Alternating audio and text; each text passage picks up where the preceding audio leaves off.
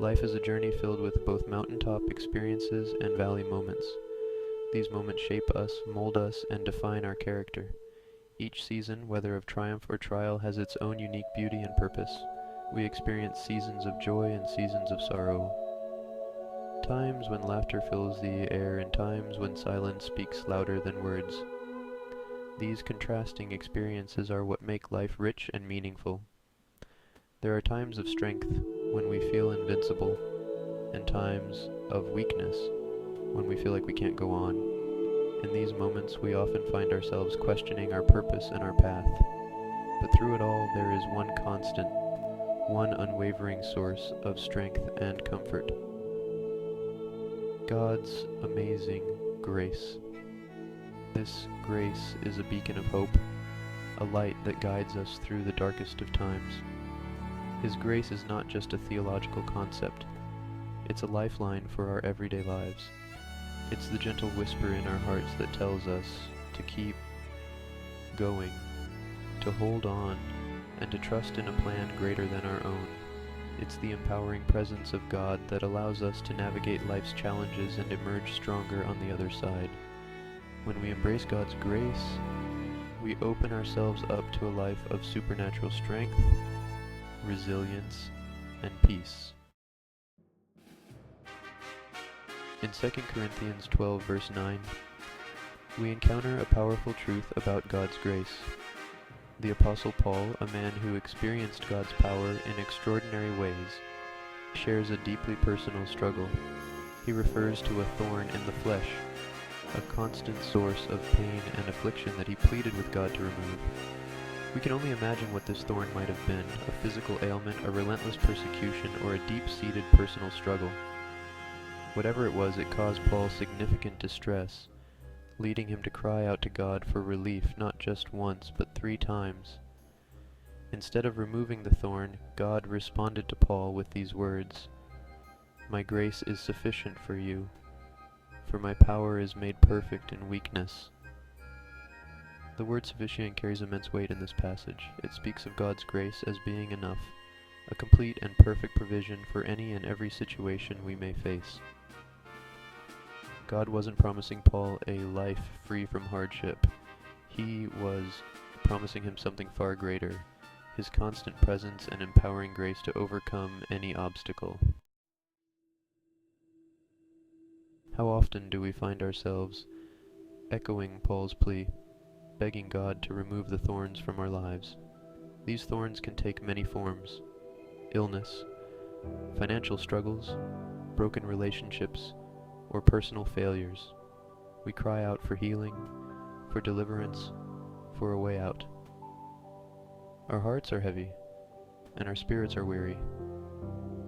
We long for a breakthrough, a divine intervention that will change our situation.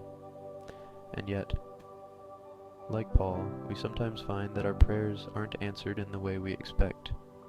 Instead of immediate relief, we are met with silence or a different response. This can be confusing and disheartening, leaving us to wonder if our prayers are falling on deaf ears. We might question our faith or the nature of God's love for us. But what if we are being invited to experience a deeper level of God's grace, a grace that empowers us to endure with strength and find purpose in our pain? God's ways are higher than our ways, and His thoughts are higher than our thoughts. His plans for us are often beyond our understanding. What we perceive as unanswered prayers might be God's loving redirection, guiding us toward greater growth and a deeper experience of His grace. His no is never a rejection. It's a redirection toward something better. Let us hold on to the promise that God's grace is sufficient and His power is made perfect in our weakness. Grace. A simple word, yet it carries a depth of meaning that can transform lives. It's a word we hear often in Christian circles, but its true meaning can sometimes feel elusive. We might hear it in sermons, read it in scriptures, or sing about it in hymns. But do we truly grasp its significance? Grace is not simply a theological concept or a feel-good sentiment. It's the very essence of God's character and the driving force behind our salvation. It is the heartbeat of the Christian faith, the foundation upon which our relationship with God is built. In its simplest form, grace can be defined as unmerited favor. But this definition only scratches the surface. Grace is the love and mercy God extends to us, not because we have earned it, but because He is inherently good and loving. It's God's loving kindness and mercy bestowed upon us not because we deserve it, but because He chooses to give it freely. This unearned favor is a reflection of His boundless love and compassion for humanity. We don't earn grace, we can't work for it or achieve it through our own efforts. It is not a reward for good behavior or a prize for righteous living. Instead, it is a gift, a free and undeserved gift, given to us through faith in Jesus Christ. This gift of grace is the cornerstone of our salvation, the means by which we are reconciled to God and granted eternal life. But grace is more than just unmerited favor. It's also divine assistance. It's the power of God working in and through us, enabling us to do what we could never do on our own. It is the strength that sustains us in times of trial and the light that guides us in moments of darkness. Grace empowers us to live in a way that reflects God's love and righteousness, even when we face challenges and obstacles. It's the strength to overcome temptation, the courage to face our fears, and the wisdom to make wise choices. Grace equips us with the tools we need to navigate the complexities of life with faith and confidence. Grace is God's empowering presence in our lives, equipping us to live victoriously no matter what challenges come our way. It is the assurance that we are never alone, that God's love and power are always with us, enabling us to rise above our circumstances and live a life of purpose and meaning.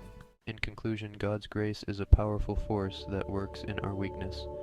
It is through our struggles and challenges that we truly understand the depth of His love and mercy. Let us embrace His grace in every season of our lives, knowing that His strength is made perfect in our weakness. Pause. Twos.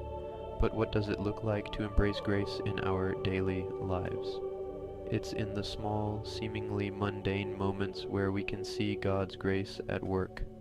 When we choose patience over frustration, kindness over anger, and forgiveness over resentment, we are living out grace. It's in the quiet moments of prayer, the times we extend a helping hand, and the instances we offer a word of encouragement. Grace is also about giving ourselves permission to be imperfect, to make mistakes, and to grow from them. It's understanding that we don't have to have it all together, because God's grace is sufficient for us. We can rest in the assurance that His grace covers our shortcomings and empowers us to keep moving forward. Pause twos. As we go about our daily lives, let's be mindful of the ways we can extend grace to others and to ourselves. Let's be channels of God's grace, bringing His love and mercy into every interaction and situation. By doing so, we not only transform our own lives, but also the lives of those around us. Pause twos. Thank you for watching, and may you continue to experience the transformative power of God's grace.